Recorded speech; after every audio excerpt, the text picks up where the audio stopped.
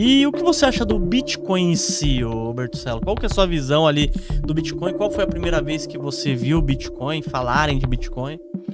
Eu acabei conhecendo o Bitcoin numa época que eu trabalhava num consórcio de exportação, que era isso. Eu achei que eu tinha feito o melhor negócio da vida. Eu comprei a $10 e vendi a 80. Caramba, você comprou Bitcoin a $10 e vendeu a 80? E eu achei que eu tinha feito um ótimo negócio, mas enfim. Naquela época você comprava o quê? Não, eu comprei $100 em Bitcoin e depois... Só que assim, né? Você pagou... Aí você... Sim, virou 800, né? Você fala, fiz o melhor negócio do mundo. Imagina se... Segurasse, né? Tivesse segurado. E aí, depois disso, passou muito tempo. Eu acabei não estando mais no mercado de exportação. Voltei, estudei os papers, tudo aquilo que foi trabalhado, a maneira com que é feita. E eu posso dizer o seguinte, olha... A ideia do Bitcoin, da maneira como foi pensada, ela se tornará uma moeda global. Ponto. Por quê? Porque ela é multigeracional. Ela começou... Eu tô com 50 anos, você tem menos, mas o meu filho com 10, ele já entende as moedas digitais como se fosse uma moeda. O último halving vai acontecer 2120, uma coisa assim.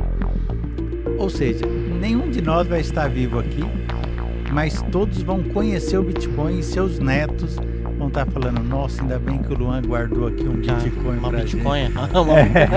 Porque isso daqui vai mudar a nossa vida. Então, assim, justamente por ser reserva de valor, no longo prazo, eu acho que o Bitcoin deixa de ser um criptoativo para ser uma criptomoeda. Porque dentro da lógica de uma moeda, pensando do ponto de vista econômico, né, acadêmico, você precisa ter valor, ser divisível e ter o aluguel desse dinheiro, que é o juro. E hoje essa perna ainda falta, porque você não tem um ecossistema formado, mas que vai se formar. Em algum momento, se a gente pensar o Trump colocando o Fed o direito de ele ter o Bitcoin como reserva. Cara, o Fed, se ele mexer 1% das suas reservas em Bitcoin, a escassez vai ser tão grande que de 100 mil ela vai para 250 mil. Pouco tempo. Em 6 meses você vai ver isso daí disparando. É lógico que a gente não está falando de Bitcoin de curto prazo. Eu acho que a história do curto prazo são altcoins, como até a moeda do Trump, né? Sim, nossa. Eu estava no sábado conversando com um aluno, aí sábado meio-dia que eu vi lá a notícia, compramos disparei para todo mundo, a 22, 23 dólares e no final a gente vendeu a 70. Nossa, saíram bem. Assim, em um dia, mas isso é uma altcoin, que é uma aposta. Especulativa, que é uma... O Bitcoin ele se propõe a ser uma moeda a nível global, descentralizada e sem governo. Então, aqueles que querem, no médio e longo prazo, apliquem Bitcoin.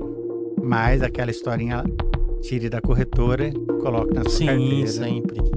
Porque se não tá na sua carteira, não é seu, né? Exatamente. E é o que eu falo pra todo mundo. Luan, eu tenho um pouquinho, deixa na corretora. Você pode até deixar, mas qualquer rumor você tira. E o melhor mesmo é você ter uma carteira física e tal, Exato, né? Exato. Porque aí ninguém, nem juiz, nem promotor, nem ninguém consegue ali tomar o seu Bitcoin, né? Exato. Ou qualquer outra, se você for pegar Solana, Ethereum, Doge, Sim. Que é aquela história do Elon Musk, mas assim, você pode trazer para sua carteira e deixar ali. Particularmente, eu como investimento, que eu falo sempre, nunca invista naquilo que você não conhece. Sim. A história do Trump foi uma aposta, né? Foi uma coisa, mas, então assim, eu não conheço a fundo nenhuma altcoin, mas eu posso dizer, eu invisto em Bitcoin porque realmente eu acredito na estrutura montada. E eu acho que é muito grande para a pessoa não investir, né? E descentralizado, né? Porque a Ethereum, maravilhosa, mas ela tem um dono. Se o governo americano chegar ali e falar, escuta, abre a carteira de todo mundo que eu quero resolver. Vai fazer. Mas ele vai pegar o Satoshi Nakamoto onde? verdade. A gente nem sabe se ele tá vivo. E outra, né? Se ele tivesse mesmo vivo, ele teria movimentado alguma coisa das carteiras dele, né? Tem muita grana, né? Tem uma carteira que tem 1 milhão de Bitcoin. 1 milhão de Bitcoin, isso daí já tornaria ele um dos homens mais ricos do mundo. Exatamente. E a estimativa é que ele se torne o homem mais rico do mundo e ninguém sabe o que é. Exatamente. Então, assim, é essa reserva de valor que em algum momento as pessoas vão começar a mudar. E se você for pensar de uma geração para outra, você vai falar, por que não? É lógico que na minha imaturidade lá atrás de ter comprado e ter vendido e achei que fiz um ótimo negócio vezes 8.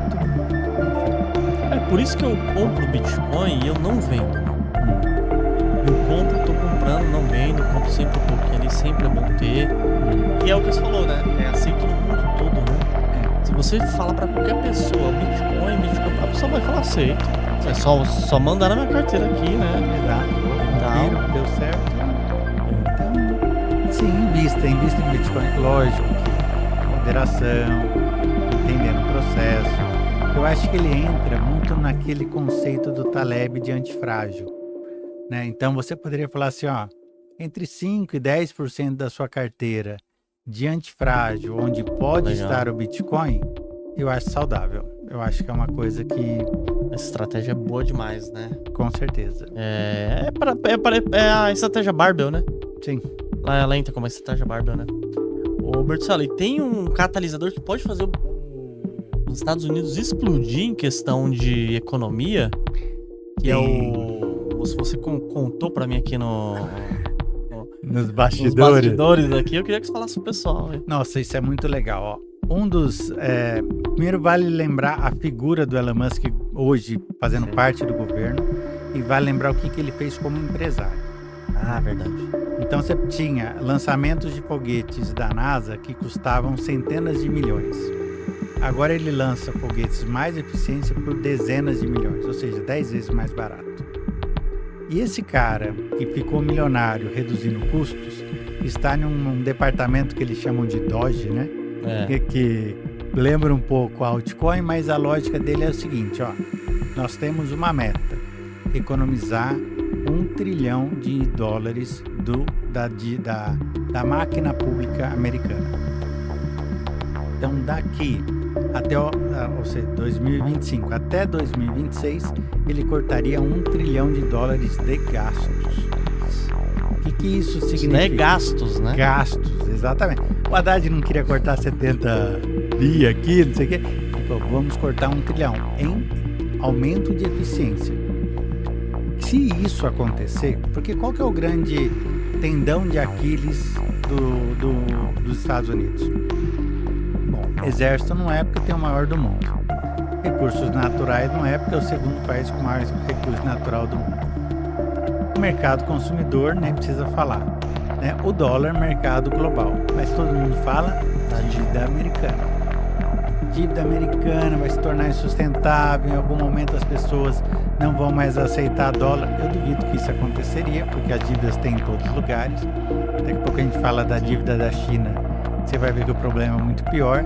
Mas, se ele cortar $1 trilhão de gastos, você vai ver, pela primeira vez no último século, que você vai ter uma diminuição da dívida americana.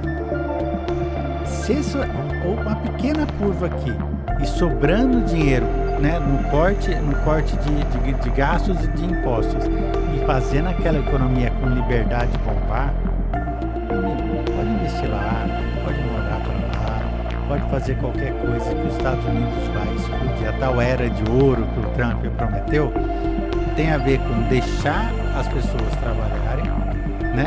E mais, fazer com que o governo não atrapalhe. Se tiver, não precisa muito, tá? Porque ela cresce exponencialmente, agora vai estar vai explodir em 31 trilhões de dólares, né, que está em 122% do PIB, e vai chegar a 136, que vai ter de novo aquela história que trava, não trava, mas está todo mundo fazendo isso. Aí você tem dois movimentos, queda de juros do Fed, que vai ajudar menos com a dívida, e Se você tiver um corte de gastos de 1 trilhão, você está falando o seguinte, ó, como se fosse quase que um exército americano, né, de gasto militar, Nossa. que é gasto na burocracia americana, que vai deixar de existir. E aí eu digo para você, o dólar não vai ser apenas a moeda global, mas vai ser a maior reserva de valor desde o Tratado de Bretton Woods, lá em 1945. E é só pensar na economia americana de 45 a 60, que teve os baby boomers, né? E os Estados Unidos se tornou os Estados Unidos, a gente vai ver isso de novo acontecer. E então você tá apostando fortemente nos Estados Unidos? Tá confiante com o Trump? Olha, do ponto de vista econômico, se você vê qualquer sinal desse, eu colocaria minha alma aplicada lá.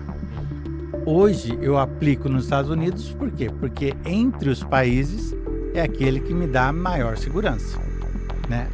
Você vai aplicar na B3 ou em Nova York? Não tem que pensar, né? Agora, se você vai aplicar em moedas, você aplicaria no dólar ou na moeda chinesa ou moeda dos BRICS, aquela história. Quando você pega toda a dívida do país, contando Estado, empresas e pessoas, eu até peguei o número aqui, deixa eu ver se eu... para não falar, tipo assim, não era esse número. Que a gente sempre chega o pessoal, não, é vírgula não sei o quê. Isso, então vamos lá, ó. Todas as dívidas entre governo, empresas e a dívida de pessoas físicas, principalmente imobiliárias, nos Estados Unidos representa 252% do PIB. Da China, 291. A sociedade chinesa deve muito mais do que a sociedade americana, sendo pobre, e a americana sendo rica. Então, sabe quando a China vai passar os Estados Unidos ou quando você vai trocar dólar por yuan? Eu nunca. Não tem, né? Além de ser centralizado, além de você não ter liberdade, você ter um partido comunista que manda em tudo. Ninguém vai confiar, igual você falou, ninguém confia na moeda, né? E a estrutura social hoje, ela é muito mais delicada, principalmente por causa da crise imobiliária na China, do que nos Estados Unidos. Então, pessoal, que quer aplicar na moeda dos BRICS, corre. Como é que é? É cilada, Bino, né?